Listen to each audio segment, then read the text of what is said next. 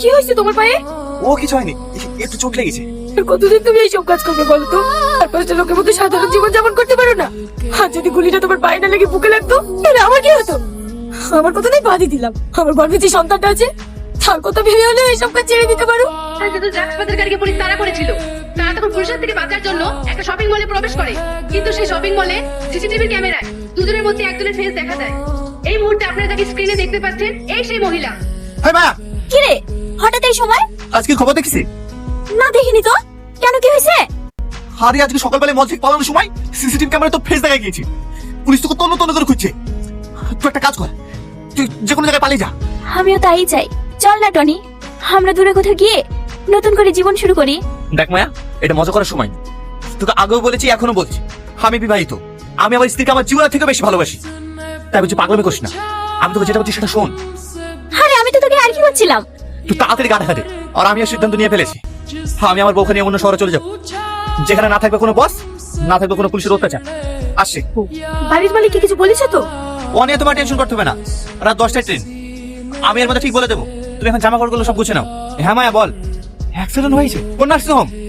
ঠিক আছে, আমি এক্ষুনি আসছি। কি গো, কার অ্যাক্সিডেন্ট হয়েছে? মায়া অ্যাক্সিডেন্ট করেছে, আমাকে এক্ষুনি যেতে হবে। আমিও যাবো, তুমি বাড়ি গিয়ে দাঁড়াও, আমি শাড়িটা চেঞ্জ করে আসছি। ঠিক আছে, তুমি তাহলে আসো। মায়া কেমন আছে? ভালো নেই, ওর অবস্থা খুবই খারাপ। এখানে পেশেন্টের গার্জিয়ান কে আছে? ইমিডিয়েটলি ও নেগেটিভ ব্লাড লাগবে, না হলে কিন্তু পেশেন্টকে বাঁচানো যাবে না। বলছি স্যার, ও নেগেটিভ ব্লাড আপনাদের ব্লাড ব্যাংকে নেই?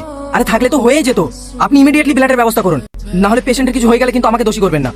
আমার রক্তের গ্রুপ নেগেটিভ, আমি ওকে রক্ত দেবো। তুমি রক্ত দিবা? বাহ, এ তো খুব ভালো কথা। তুমি রক্ত দেবা? এসো এসো এসো। এখানে সালমান নামের পেশেন্টের গার্জিয়ান কি আছে? আমি স্যার। কেন, কি হয়েছে স্যার? আপনি কি জানতেন না আপনার ওয়াইফ প্রেগনেন্ট? জানতাম স্যার। Are you mad? আপনি জানেন না একজন প্রেগনেন্ট মহিলা কখনো কাউকে রক্ত দিতে পারে না? শুধুমাত্র আপনার জন্য আজ আপনার স্ত্রীর মৃত্যু সজ্জায়। এই আপনি কি বলছেন স্যার? আমি বুঝতে পারিনি যে এরকম হবে। প্লিজ স্যার, প্লিজ আমার স্ত্রীকে আপনি বাঁচানোর চেষ্টা করুন স্যার, প্লিজ। আমি দেখছি কতটা কি করতে পারি। স্যার, স্যার আমার সালমা, আমি সালমাকে বলেছি স্যার। সরি, আমি আপনার স্ত্রীকে বাঁচাতে পারলাম না। সালমা,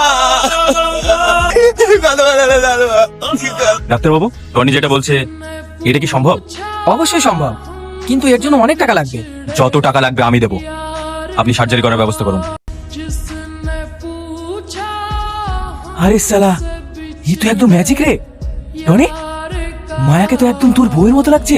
মানে এই চেহারা, ও আমার এরকম চেহারা কেন? আমি বলছি সালমা আমার জন্য মারা গেছে।